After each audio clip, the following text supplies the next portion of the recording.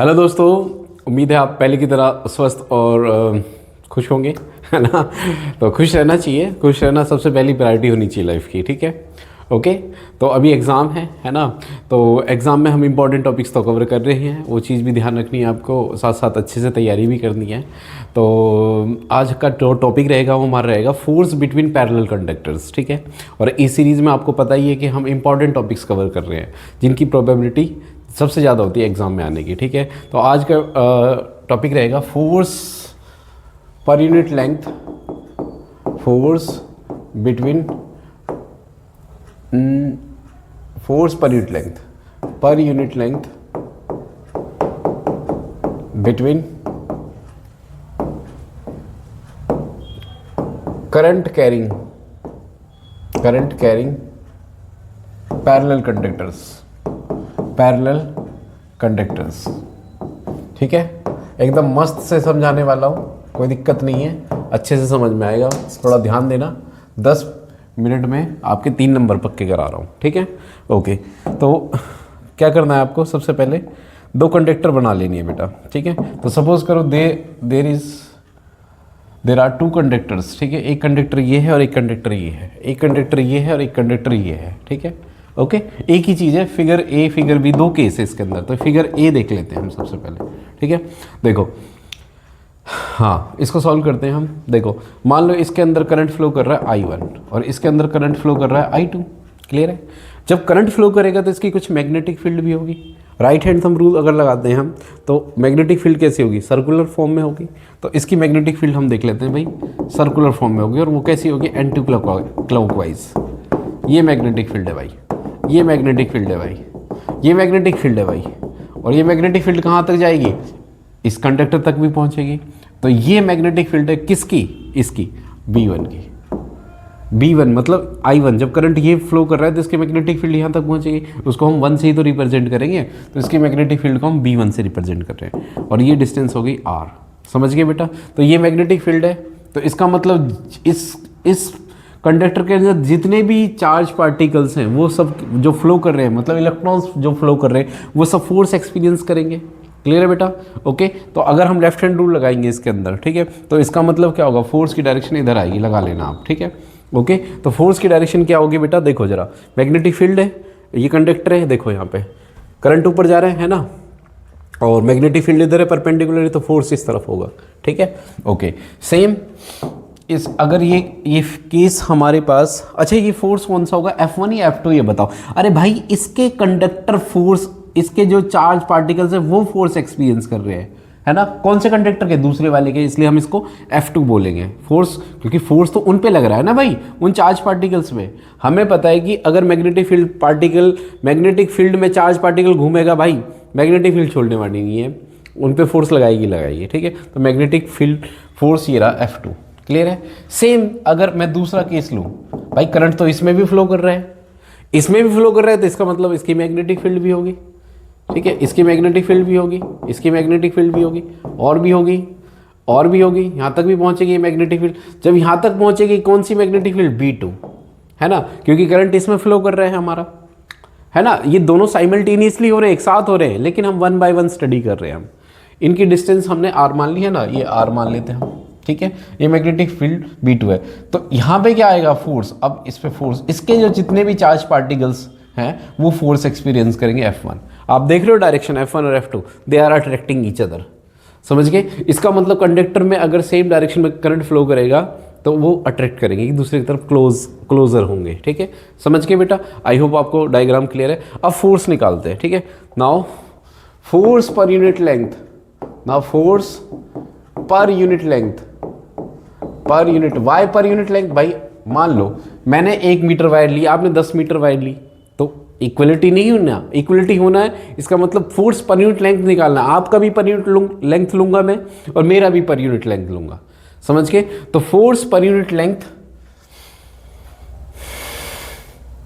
Compare तो तब होगा ना जब आपका भी 1 सेंटीमीटर लूंगा, मैं अपना भी 1 सेंटीमीटर। पर यूनिट लेंथ का मतलब यही होता है, आपका भी उतना ही अमाउंट ले रहा हूँ, चाहे आप कितनी ही लंबी वायर ले लो, ठीक है। आपकी 1 सेंटीमीटर वायर ले रहा हूँ तो मैं भी 1 सेंटीमीटर अपनी भी ले रहा हूँ। तो now force per unit length in figure A, तो फिगर ए में कौन सा फोर्स है बेटा, F2। आपको पता है फोर्स का फॉर्मूला क्या होता है, ILB। Force on current carrying conductor का फॉर्मूला क्या होता है, F इक्वल टू ILB। तो यहाँ से कौन सा F2 है यहाँ पे, अच्छा हियर F2 क्या आ जाएगा, फोर्स F2 है, देखो जरा फर्स्ट कंडक्टर पे, फर्स्ट इस पे ये वाला, इस केस में फोर्स F2 है, तो क्या आ जाएगा F2 I, force per unit length ले रहे हैं हम L, तो क्या आ जाएगा I इंटू बी। अब यहाँ पे देखो जरा, ये चीज़ इंपॉर्टेंट है, कौन सा करंट लोगे, कौन सी मैग्नेटिक फील्ड लोगे।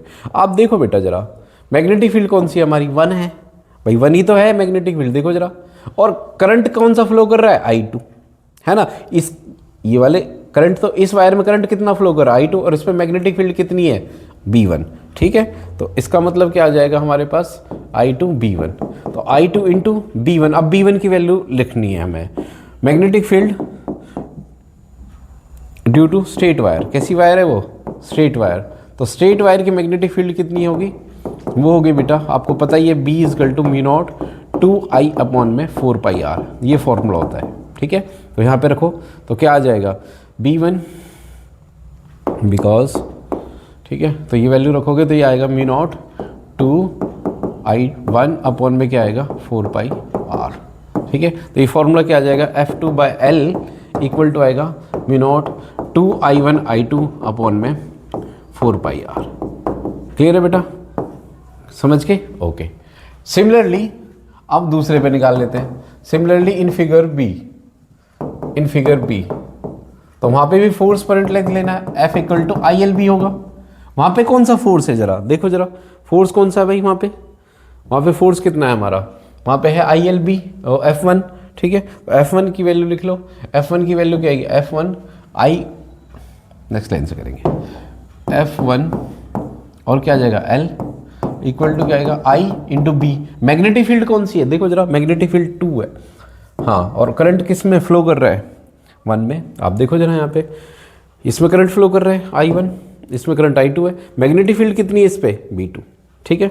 तो क्या आ जाएगा यहाँ से, F1/L equal to I1/B, B2 की मैग्नेटिक फील्ड स्ट्रेट वायर की अभी बताई 2I, बस I1 की जगह I2 कर देना, अभी यहाँ पे 4πr आ जाएगा।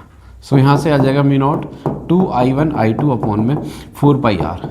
अरे ये तो आंसर सेम आएगा, हाँ जी बेटा, दोनों अगर पैरेलल कंडक्टर्स दोनों एक दूसरे के पैरेलल हैं तो वो दोनों पे एक दूसरे पे इक्वल फोर्स एक्सर्ट करते हैं, समझ में आया। तो फॉर्मूला क्या आ जाएगा, म्यू नॉट 2I1I2 अपॉन में 4πr। क्लियर है, ये ध्यान रखना, एक चीज़ ध्यान देने योग्य है क्या, कि अगर दोनों में सेम डायरेक्शन में करंट फ्लो कर रहा है तो वो एक दूसरे को अट्रैक्ट करते हैं। इसको मैग्नेट से मत ले जाना कि भी सेम पोल रिपेल करते हैं, नहीं, ठीक है, उसका अलग कंसेप्ट है, यहाँ अलग रूल लगा हुआ है। तो अगर दो पैरेलल कंडक्टर में सेम डायरेक्शन में करंट फ्लो कर रहा है, इसका मतलब they will attract each other, और अपोजिट साइड में they will repel each other, direction अलग आएगी ना, ठीक है। अब इसमें से एक चीज़ और आती है, डिफाइन 1 एम्पियर, है ना। अब 1 एम्पियर वो वाली डेफिनेशन मत लिख देना भाई कि 1 coulomb charge flows in 1 second, भाई I इक्वल टू Q/T है ना। तो यहाँ पे 1 coulomb charge flows in 1 second ना, ये मत करना बिल्कुल भी, आपको इसी की टर्म में डेफिनेशन देनी है। देखो वी नो दैट, हमें पता है कि भाई फोर्स पर यूनिट लेंथ दोनों के लिए सेम आया है भाई, F1/L और F2/L सेम आया है, वो कितना है बेटा, वी नॉट 2I1I2 अपॉन में 4πr। क्लियर है। अच्छा, अगर ये वैल्यू सुनो, इसको मैं ले लेता हूँ 2 × 10⁻⁷ क्यों ली ये मैं बताऊंगा, अभी रुक जाओ।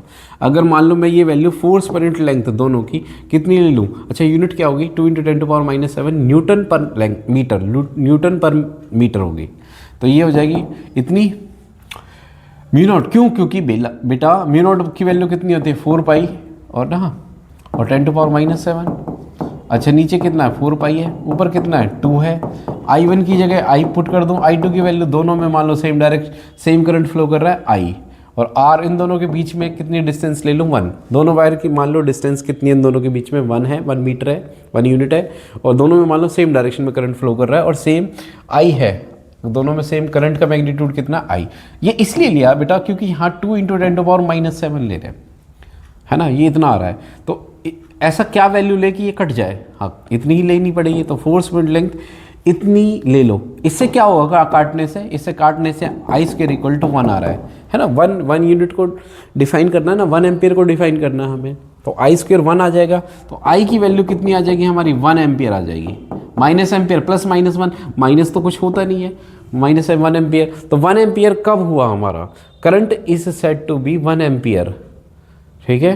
Current is said to be 1 ampere when 2 parallel wire separated by distance 1 metre, है ना। एक्सपीरियंस ऑफ फोर्स कितना, 2 × 10⁻⁻7 newton per metre. Force per unit length, experience of force per unit length कितना, 2 × 10⁻⁻7 मीटर पर न्यूटन पर मीटर, ठीक है। Then the current flows in the wire is 1 metre, 1 ampere कितना, 1 ampere.